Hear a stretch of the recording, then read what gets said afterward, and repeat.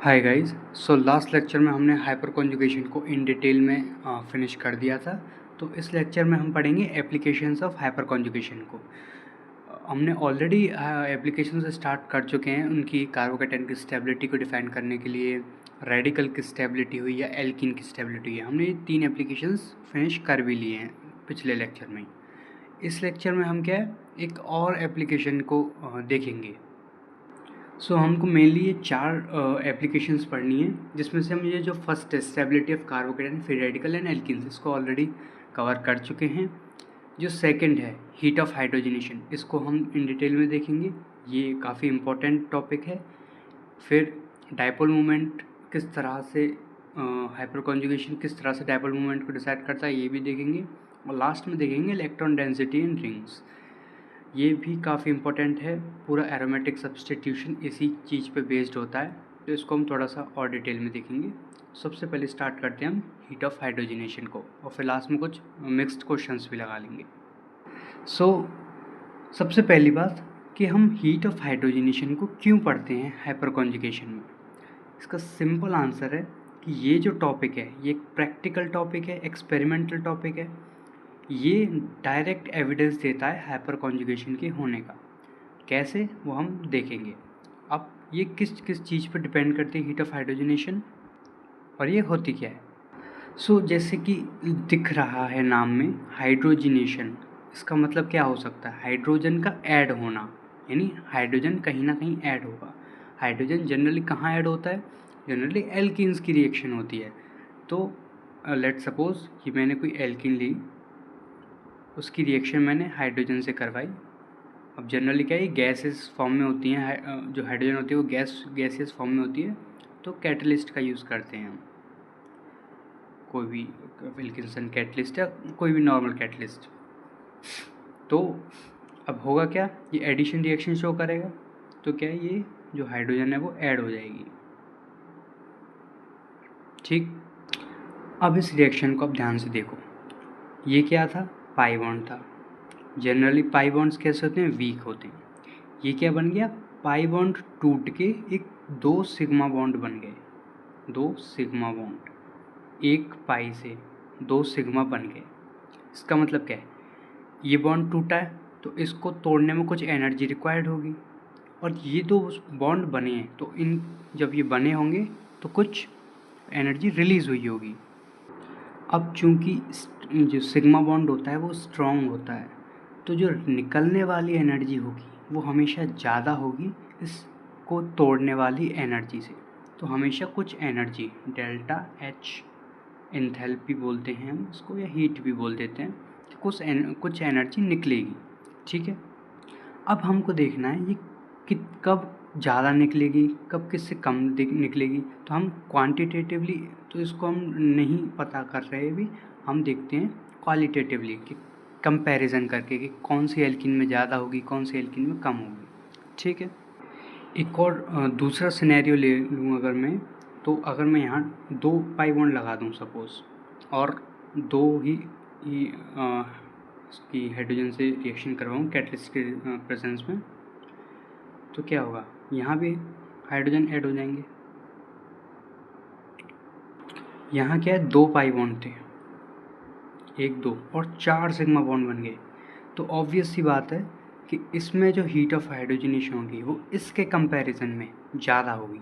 यानी अगर मैं इसको डेल्टा H1 बोल दूँ, इसको अगर मैं डेल्टा H2 बोल दूँ, तो हमेशा जो हीट ऑफ हाइड्रोजनेशन है वो डेल्टा H2 की ज़्यादा होगी डेल्टा H1 से। ये बात क्लियर, क्योंकि इसमें पाई बॉन्ड्स ज़्यादा हैं। तो क्या हम बोल सकते हैं कि जो हीट ऑफ हाइड्रोजनेशन है वो डायरेक्टली प्रोपोर्शनल होती है नंबर ऑफ पाई बॉन्ड्स के। जितने ज़्यादा पाई बॉन्ड्स उतनी ज़्यादा हीट ऑफ हाइड्रोजनेशन। सबसे पहला और सबसे इम्पोर्टेंट बात ये है। तो कोई क्वेश्चन आता है हीट ऑफ हाइड्रोजनेशन को कंपेयर करने का, तो सबसे पहले आपको पाई बॉन्ड्स देखने हैं। अब दूसरा फैक्टर, मान लो कि 2 टाइप की एल्कीन है जिसमें पाई बॉन्ड्स का नंबर सेम है, तो अब कैसे डिसाइड करेंगे वो देखते हैं। So let's take an example कि मान लो तुम्हारे पास 2 एल्कीन्स हैं, एक ये है एक ये है, तो इन दोनों में किसकी हीट ऑफ हाइड्रोजनेशन ज़्यादा होगी। तो हम थोड़ा उल्टा चलते हैं कि हम इसमें देखते हैं कि हाइपर कॉन्जुगेशन किस में ज़्यादा होगी, देन हम प्रिडिक्ट करेंगे स्टेबिलिटी को, देन हम रिलेट करेंगे हीट ऑफ हाइड्रोजनेशन को। एक्चुअल में क्या हुआ होगा कि साइंटिस्ट ने क्या एक्सपेरिमेंट्स किए होंगे, इसकी भी हीट ऑफ हाइड्रोजनेशन कैलकुलेट की होगी, इसकी भी हीट ऑफ हाइड्रोजनेशन कैलकुलेट की होगी। So basically heat of hydrogenation में हो क्या रहा है कि एक अनस्टेबल टाइप ऑफ बॉन्ड से एक stable type of bond convert हो रहा है और कुछ एनर्जी रिलीज़ हो रही है, बेसिकली यही हो रहा है। तो इसमें साइंटिस्टों ने कुछ लेट्स से इसको ए नाम दे दूँ, इसको बी। तो अगर साइंटिस्ट ने एक्सपेरिमेंट्स किए, इसकी दोनों की निकाली, तो साइंटिस्टों ने क्या पाया कि ये वाला जो बी है उसकी हीट ऑफ हाइड्रोजनेशन ए वाली से ज़्यादा आ रही है। ये किसका ऑर्डर है? हीट ऑफ हाइड्रोजनेशन का। साइंटिस्टों ने पहले एक्सपेरिमेंट किए और हीट ऑफ हाइड्रोजनेशन पता करी, तब जाके इनकी स्टेबिलिटीज़ के बारे में बोला और तब जाके उनको पता चला कि ये इनकी जो स्टेबिलिटीज़ हैं वो तो हाइपर कॉन्जुगेशन इफेक्ट से लाइक एक्सप्लेन की जा सकती हैं। सो ये एक एग्जाम्पल है, हाइपर कॉन्जुगेशन इफेक्ट एग्जिस्ट करता है इस चीज़ का। अब देखते हैं ये कैसे रिलेट कर रहे हैं। तो हाइपर कॉन्जुगेशन अगर हम पहले इनकी स्टेबिलिटीज़ का ऑर्डर देखें तो कौन ज़्यादा स्टेबल है? ऑब्वियस सी बात है ए ज़्यादा स्टेबल है बी से। मैं लास्ट लेक्चर में बताया था कि इसमें क्या है, अल्फ़ा हाइड्रोजन्स गिनने होते हैं हाइपर कॉन्जुगेशन देखने के लिए। तो 3, 6, 9, 12, इसमें 12 अल्फ़ा हाइड्रोजन है और इसमें 3 और 3 6। जितने ज़्यादा अल्फ़ा हाइड्रोजन उतने ही ज़्यादा हाइपर कॉन्जुगेटिव स्ट्रक्चर्स होंगे और जितने ज़्यादा स्ट्रक्चर्स उतनी ज़्यादा स्टेबिलिटी। सो ए ज़्यादा स्टेबल है बी से। अब देखो ए ऑलरेडी स्टेबल है, तो अगर इसमें आप हीट ऑफ हाइड्रोजनेशन कर भी दोगे, लाइक हाइड्रोजन का एडिशन कर भी दोगे, तभी ठीक है हीट रिलीज़ करेगा, पर उतनी ज़्यादा नहीं करेगा क्योंकि पहले से ही स्टेबल है। मेन चीज़ क्या हो रही थी हीट ऑफ हाइड्रोजनेशन में कि अनस्टेबल बॉन्ड था काफ़ी और बहुत ज़्यादा स्टेबल बनना था, यानी इधर जो सिस्टम है वो थोड़ा सा अनस्टेबल टाइप का होना चाहिए। तो अब इसमें देखें तो इसमें क्या हाइपर कॉन्जुगेशन 6 ही है, यानी ये अनस्टेबल है इसके कंपैरिजन। मैंने बोला था क्वांटिटेटिवली हम नहीं डिटरमाइन कर रहे, क्वालिटेटिवली यानी हम कंपेयर कर रहे हैं इन दोनों को। तो इसके कंपैरिजन में ये जो है वो ये थोड़ा अनस्टेबल है, ठीक है, क्योंकि इसमें हाइपर कॉन्जुगेशन कम है। तो चूँकि ये थोड़ा सा अनस्टेबल है तो ये ज़्यादा स्टेबल होना चाहेगा, तो ये एकदम से हीट रिलीज़ कर देगा, हाइड्रोजन को तुरंत एक्सेप्ट कर लेगा और हीट रिलीज़ कर देगा, तो ये ज़्यादा हीट रिलीज़ करेगा। इसी वजह से इसकी हीट ऑफ हाइड्रोजनेशन बी वाले की ज़्यादा हुई।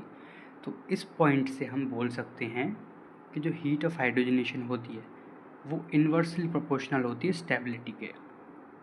आई होप आपको समझ में आया होगा कि इसकी स्टेबिलिटी ज़्यादा है, इसकी हीट इसलिए ही इसकी हीट ऑफ हाइड्रोजनेशन कम है। इसकी स्टेबिलिटी थोड़ी कम है तो इसकी हीट ऑफ हाइड्रोजनेशन ज़्यादा है। तो इन्हीं ये जो दो मेन कॉन्सेप्ट्स हैं इनके बेस पे काफ़ी क्वेश्चंस करेंगे। और सबसे पहले अगर दो चीज़ों में कंपेयर आ जाए तो सबसे पहला प्रायोरिटी इसी को देनी है, नंबर ऑफ़ पाई बॉन्ड्स को, क्योंकि ये तो ऑब्वियस सी बात है जितने ज़्यादा पाई बॉन्ड्स होंगे उतनी ज़्यादा हीट ऑफ हाइड्रोजनेशन रिलीज़ होगी। सो पहला क्वेश्चन ये है, इसमें आपको स्टेबिलिटी भी एल्किन की बतानी है और हीट ऑफ हाइड्रोजनेशन भी बतानी है। स्टेबिलिटी की बात करें तो जो लेट्स से इसको ए बी सी नेम दे देते हैं। इसमें क्या है, ये CH3 ग्रुप है, तो इसमें कितने अल्फ़ा हाइड्रोजन है इस एल्किन पे? 3 इधर होंगे, CH3 पे 3 इधर होंगे 6, 2 इधर होंगे 8, 2 इधर होंगे 10, तो इस पर कितने 10 अल्फ़ा हाइड्रोजन। इस पर कितने 3, 4, 5, 6, 7 अल्फ़ा हाइड्रोजन। इस पर कितने 2, 4 अल्फ़ा हाइड्रोजन। तो स्टेबिलिटी क्लियर है, ए की ज़्यादा होगी बी से, बी की ज़्यादा होगी सी से। ये क्या है, स्टेबिलिटी का ऑर्डर है। Hyper conjugation not hyper conjugation, heat of hydrogenation का ऑर्डर क्या होगा, जस्ट इसका रिवर्स हो जाएगा, तो C B A. I hope समझ में आई होगी ये चीज़। ये किसका है, हीट ऑफ हाइड्रोजनेशन। अच्छा एक क्वेश्चन और कि मान लो अल्फ़ा हाइड्रोजन भी सेम हो जाए, जिसका एक बहुत ही खूबसूरत एग्जांपल है ये।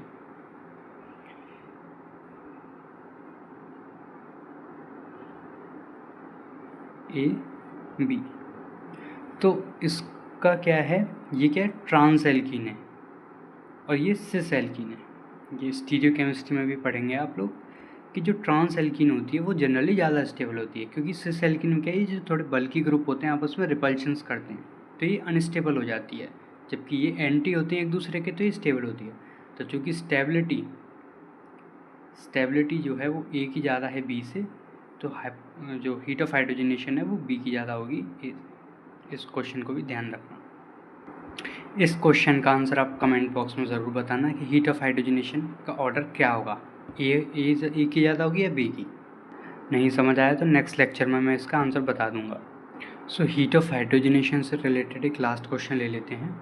इनको आप हीट ऑफ हाइड्रोजनेशन के ऑर्डर में अरेंज कीजिए, ट्राई करना। तो स्टार्ट करता हूँ मैं।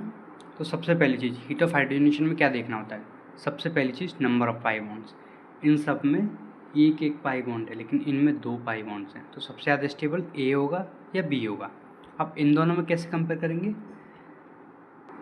ये जो दो जो बॉन्ड्स हैं ये कॉन्जुगेशन में हैं। अब कॉन्जुगेशन क्या होती है इन आने वाले लेक्चर्स में बताऊंगा, पर ये क्या है, जब सिस्टम होता है डबल सिंगल डबल, तो इसको हम कॉन्जुगेशन बोलते हैं। तो ये जो कॉन्जुगेटिव डबल बॉन्ड्स होते हैं वो ज़्यादा स्टेबल होते हैं एज़ कम्पेयर टू इस टाइप के डबल बॉन्ड से। अब ए और बी सबसे ज़्यादा होना है, जिसमें भी बी स्टेबल निकल गया, तो हीट ऑफ हाइड्रोजनेशन के लिए अनस्टेबल वाला देखते हैं, तो सबसे ज़्यादा ए हो जाएगा, देन बी हो जाएगा। अब इसके बाद इनमें से देखना है, ये ए भी समझ में आए, क्योंकि ये अनस्टेबल है, ठीक है, ये स्टेबल है लेकिन स्टेबिलिटी तो हीट ऑफ हाइड्रोजनेशन को कम कर देती है ना, तो इस वजह से बी पीछे चला गया। अब इनमें सब में सिंगल बॉन्ड है, तो इनमें हाइपर कॉन्जुगेशन की बेस पे कर लो। तो इसमें कितने 3 6 9 8 और 10 अल्फा हाइड्रोजन। इसमें हाइड्रोजन गिन लीजिए 3 4 5 6 7 अल्फा हाइड्रोजन। इसमें गिन लो 2 4 5 6 अल्फा हाइड्रोजन। इनमें गिन लो 2 4 अल्फा हाइड्रोजन। तो अब ये सबसे ज़्यादा स्टेबल हो गया। तो स्टेबिलिटी का ऑर्डर नहीं बोल रहा हूँ मैं बोल रहा हूँ हीट ऑफ हाइड्रोजनेशन का ऑर्डर, तो जस्ट रिवर्स हो जाएगा, यानी सबसे ज़्यादा हीट ऑफ हाइड्रोजनेशन एफ वाले की होगी, देन ई, देन डी, देन सी। ये हो गया आपका हीट ऑफ हाइड्रोजनेशन का ऑर्डर। स्टेबिलिटी का ऑर्डर जस्ट रिवर्स हो जाएगा। इन चारों के केस में जस्ट रिवर्स होगा, इन दोनों के केस में स्टेबल अभी भी बी ज़्यादा रहेगा ए से, याद रखना। तो इसमें क्या है, नेक्स्ट एप्लीकेशन है हाइपर कॉन्जुगेशन का डायपोल मूवमेंट। इसमें क्या है, यह पाया गया एक्सपेरिमेंटली कि ये जो एसिटल्डिहाइड है इसका डायपोल मूवमेंट ज़्यादा होता है। तो इसको कैसे एक्सप्लेन किया जाए, तो इसको भी हाइपर कॉन्जुगेशन एक्सप्लेन कर सकता है। तो अगर आपको थोड़ी बहुत नॉलेज हो रेजोनेंस की, नहीं भी हो तो मैं आपको बता दूं कि अगर इस पाई बॉन्ड को तोड़ें हम, तो ये क्या, पाई बॉन्ड थोड़ा ऊपर चला जाएगा ऑक्सीजन के पास, ये दोनों इलेक्ट्रॉन्स ऑक्सीजन के पास चले जाएंगे, क्योंकि ऑक्सीजन ज़्यादा इलेक्ट्रोनेगेटिव है तो वो इलेक्ट्रॉन्स को लेना चाहेगा। तो इसका एक रेजोनेंस स्ट्रक्चर बन जाएगा, रेजोनेटिंग स्ट्रक्चर, जिसमें ऑक्सीजन पे नेगेटिव आएगा, कार्बन पे पॉजिटिव, और यहाँ CH3। इसका भी अगर सेम बना के देखें तो इधर HCO नेगेटिव, पॉजिटिव हाइड्रोजन। तो जैसा कि मैंने बताया कि जो ये एक तरह का कार्बोकेटायन बन चुका है, तो इसमें हम हाइपर कॉन्जुगेशन चेक कर सकते हैं। तो अब चूँकि ये इसमें 3 अल्फा हाइड्रोजन है लेकिन इसमें एक भी अल्फा हाइड्रोजन नहीं है, तो ये ज़्यादा स्टेबल स्ट्रक्चर। तो इन दोनों में डायपोल मूवमेंट क्या होता है कि पोल्स किस में बनेंगे ज़्यादा, यानी ये नेगेटिव पॉजिटिव की फॉर्म में किस में ज़्यादा रहना पसंद करेगा। तो या इसमें अगर ज़्यादा स्टेबल है ये, तो ऑब्वियस सी बात है इसी फॉर्म में ज़्यादा रहना स्टेबल प्रेफर करेगा ये, तो इसका ही डायपोल मूवमेंट ज़्यादा हो जाएगा। इसका एक ही यही क्वेश्चन है, इसी को ध्यान रखना। अब अगली एप्लीकेशन जो है वो काफ़ी इम्पोर्टेंट है, जिसका नाम है इलेक्ट्रॉन डेंसिटी इन रिंग। ये काफ़ी इम्पोर्टेंट है फ्यूचर में, अगर आपको ऑर्गेनिक सीखनी है उस पर्सपेक्टिव से भी, कि काफ़ी क्वेश्चंस इसके बहुत ही ट्रिकी क्वेश्चंस होते हैं इसमें, एक तो वो देखते हैं हम। इसको हम इस क्वेश्चन की हेल्प से समझेंगे। इनको नेम दे देते हैं ABCD। तो इनमें बताइए, अब ये क्या है, कार्बोकैटायंस है, ठीक है। तो कार्बोकैटायन को स्टेबल कौन करेगा, +I ग्रुप या +H ग्रुप या +R, जितने भी इलेक्ट्रॉन डोनेटिंग ग्रुप्स होंगे वो करेंगे स्टेबल। तो इन सब में अच्छा +I या +H कौन सा इलेक्ट्रॉन डोनेटिंग ग्रुप अच्छा है। अब हमारे हाथ में 2 इफ़ेक्ट्स हैं, एक हमने इंडक्टिव इफेक्ट पढ़ा रखा है और एक हमने हाइपर कॉन्जुगेशन पढ़ रखा है। अब हम पहले ऑर्डर सेट करते हैं इंडक्टिव इफेक्ट के अकॉर्डिंग। तो प्लस आई इफेक्ट किसका ज़्यादा है? सो प्लस आई इफेक्ट के लिए क्या करते थे हम? डीविएंट रूल अप्लाई करते थे। तो इस कार्बोकेटाइन से इस कार्बन का, इन सब कार्बन का डिस्टेंस तो सेम ही है। तो अब ब्रांचिंग देखेंगे तो ऑब्वियस सी बात दिख रहा है कि इस कार्बन पे ज़्यादा ब्रांचिंग है तो इसका प्लस आई ज़्यादा होगा। तो प्लस आई के अकॉर्डिंग डी ज़्यादा स्टेबल है, देन सी, देन बी, देन ए। ठीक है। हालांकि ये बात भी याद रखना कि इंडक्टिव क्या है? डिस्टेंस डिपेंडेंट होता है। ठीक है। तो ऑब्वियस सी बात है कि इधर कम लगेगा, बट सारे ही इस पोजीशन पे हैं तो हम कह सकते हैं कि हाँ इसका ज़्यादा होगा इससे, देन इसका, देन इसका, प्लस आई के अकॉर्डिंग।